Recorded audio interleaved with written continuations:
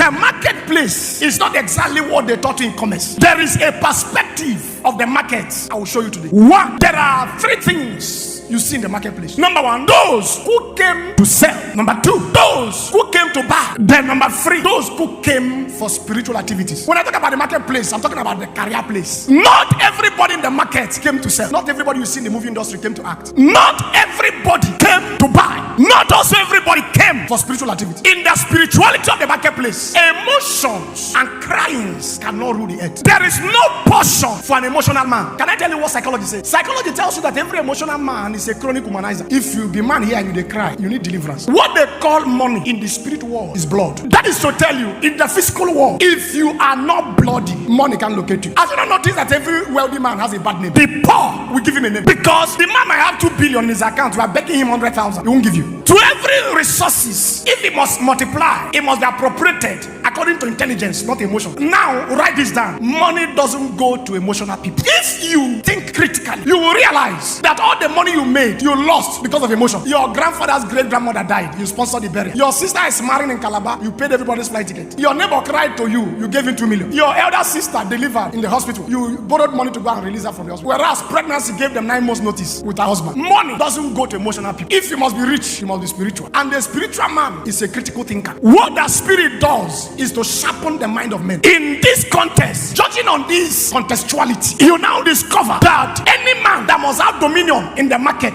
must be a spiritual man in business. Write it down. Must be a spiritual man in business. Do you know that there are 3 categories of persons you find in the marketplace? Is that correct? One, those that came to sell, they that came to buy, and those that came for spiritual activities. What are then the spiritual activities they carry out? Number one, the power that delay men is in the marketplace. Whenever you dream and find yourself in the market, you need to deal with a spirit of delay. In John 5, verse 2 and verse 3. Now there is at Jerusalem by the sheep market a pool, which is called in the Hebrew tongue Bethsaida, having 5 porches. The next verse. And this lay a great multitude of impotent folk, of blind, out, without, waiting for the moving of the water. Mark the word water. I'm still going to explain it. Then go back to verse 2. There was by a sheep market a pool. What connection has a swimming pool to do with the marketplace? What connection has water to do with the market? You know, many of us read the scriptures and go, it was here in this pool they brought a man that was impotent for 38 years. They brought that man to the pool for 38 years. He was not healed, but his healing was by the corner. 38 years, I am 34, meaning he was 4 years old by the side of the water before this man talking to you was born. There was